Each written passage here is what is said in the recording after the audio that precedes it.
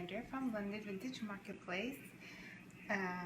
Today I thought someone had asked about Saltwash a couple of days ago or yesterday, I forget.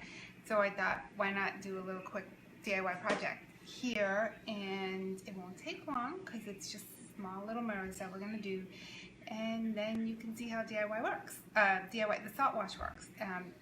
It's a quick little DIY project, I promise. So what we're going to do, first of all, the Saltwash, 1 second, where did I put it? Okay, oh, there it is. Sorry that I had it right in front of me. Saltwash, right here. I apologize, the words are backwards. I did not hit the little button to switch it around so you can read the words the correct way, but it does say Saltwash, I promise. And this is an awesome product. What it does, it's a powder. It's not a paint. A lot of people think it's paint. When they come in the shop, they'll say, what kind of paint is that? It's not paint. It goes in the paint. And it's a powder, and I'm going to show you what it looks like. And what it does, it gives your furniture or whatever you're putting it on a weathered look. So you can use this product on wood, and you can use it on metal also. The other thing with Saltwash that's really good is you can use it with chalk paint, you can use it with latex paint, you can even use it with oil-based paint. I've only used it with chalk paint, so I can't tell you, well, I might have used it with latex, never with oil-based, but primarily chalk paint. So it really, you're not restricted to any one type of paint. So see, it's a powder. It's like powder. And it comes with this little cover thing here. So what I thought we'd do today is, I have these little mirrors that I picked up. Plain, simple, small, cute. It's just naked wood right here. And I'm going to show you what I did, and we'll do a couple of steps here. And the thing with the Saltwash is that it takes time to dry also. So I kind of started the next sample. So there's 3 of these. This is how it started out. Plain and simple. There's nothing on it. It's totally naked. Okay. This is one that I painted. So I used the DIY, Debbie's Design Diary DIY paint, because that's what I use, and that's an old school. That's this color. And what we're going to do is we're going to I'm going to show you how you apply the Saltwash on here. So I'm going to point the camera down so you can see what I'm doing. And if you have any questions and I don't see it before I get off, I will come back and I will answer them. I promise. So, all right, here we go. Okay. So you're not supposed to see that one yet. All right. So this is the one I painted. This is the base color. It's the base coat. You don't have to have a base coat. You can use the Saltwash right over that naked one that I showed you guys earlier when you mix it in the paint. So it's not like you have to use a base color. I just want a two-tone, because when we're done, whatever's underneath is what's going to pop through a little bit. And so this is the color that I want to come through a little bit. So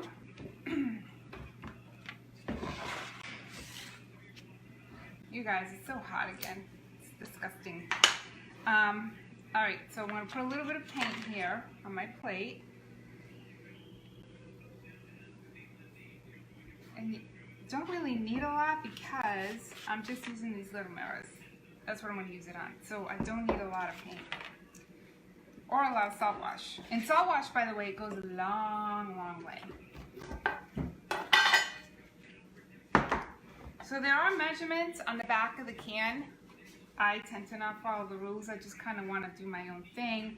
But the main thing to remember when doing this is when you mix, okay, so I just did my white paint because that's the color that I'm going to put on top of the base coat, this gray right here.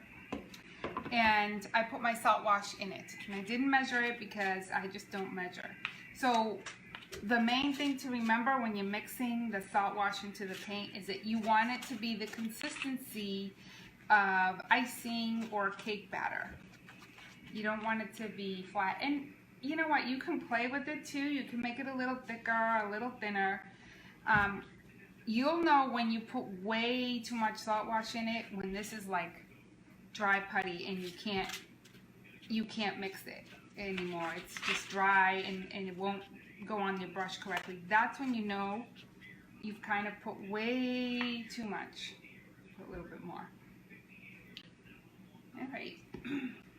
I think that's good. So this is really fun to use. And I was thinking of other ways that I'm going to use it and show you guys to add something else to add on top of the salt wash to give your projects more dimension. But today we're just going to keep it simple.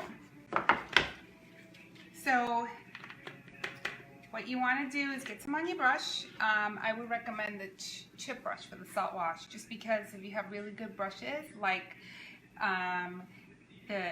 well, just any good brushes. If you have really good brushes, you don't want to ruin them with the salt wash. So I would recommend the chip brush when it comes to applying the salt wash.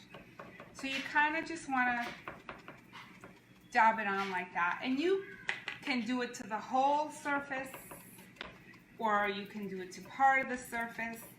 Sometimes I just like to drag it a little bit. You can see, yeah. If I lower it down, maybe you guys can see a little bit more. So this is really easy and fun. And so I'm going to show you, there's like some peaks that you can brush back while it's mid-drying, if I can say that. Not fully dry, but not really wet. I'll show you the peaks. You're supposed to brush them. Well, they tell you to brush them back. I don't brush them back, I'm not gonna lie. I just do things my own way. But I don't know if you can see, there's like, and see, these are little peaks from the dabbing of the brush. So that's what you would brush back when it's kind of almost dry, but not completely dry. Okay?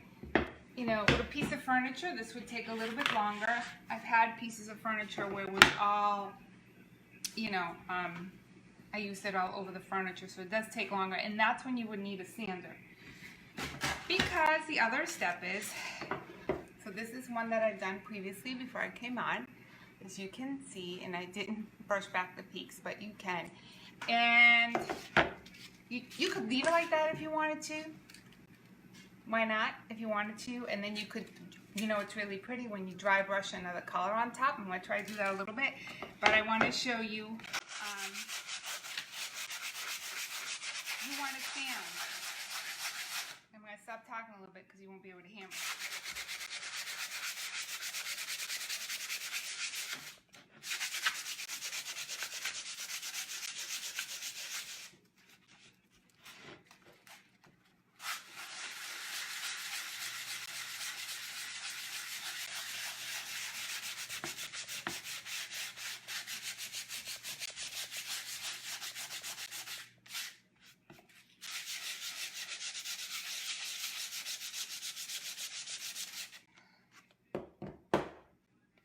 So you could keep sanding.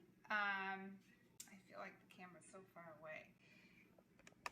You could keep sanding it down. However, if you sand too far down, then it's just going to be flat white paint. But what's pretty about this is that it does have, it's hard to tell on the camera, but it does have some, it does make things look weathered. I could keep sanding here.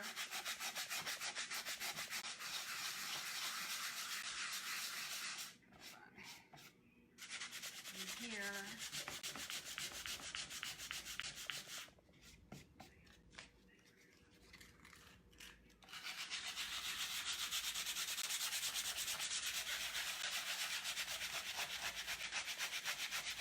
It is kind of messy, no lie.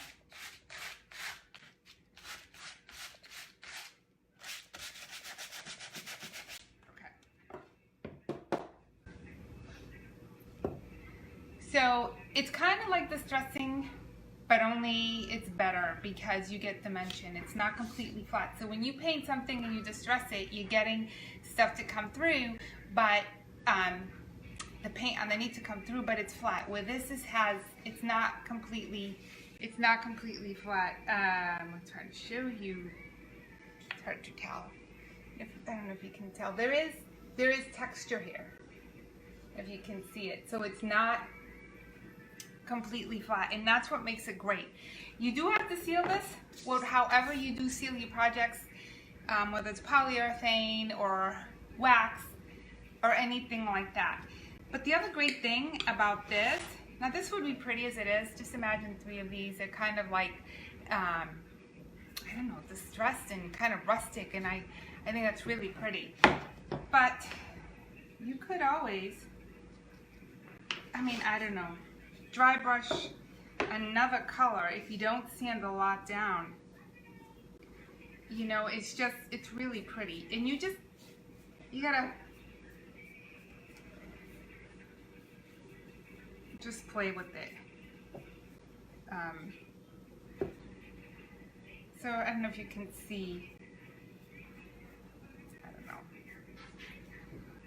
You could go lighter on the paint, the dry brush part, and just do something else. And what's cool about it, as I said, it's hard to see on the camera. I'll post pictures when they're done so you guys can see that it's just more dimensional. It's not a flat piece at all, and it's really cool. So this is it. So sorry, my son was running down the stairs. So this is it. This is the basic 101 Saltwash, but I'm thinking of other things that I want to do with Saltwash, and maybe some stamping. Yeah, we're gonna do stuff. So as I said, it's just a quick DIY. They're just pictures, mirrors. So there's not a lot to it. They just take some time with the sanding. And remember, if you're gonna use a Saltwash on a piece of furniture, you're probably gonna need an orbital sander, unless you want to do that by hand, because it will take a while. And that's really it. That's all I got for today. And I'm hoping to bring you more quick DIY projects, and I still have to show you the piece that I need to finish rusting before I went away to Delaware, and I did a live before I did go away, and can you tell it's hot? I can't even put my sentences together. And I started rusting it, so I got to finish it and show you guys how that came out. And I think I'm gonna do a little video tutorial on using the rust, and when I'm done with that, hopefully this week, I'll put it on here. It'll be a quick one also. All right. Okay, you guys, stay cool if you're in an area where it's hot, and thank you for giving me a little bit of your time.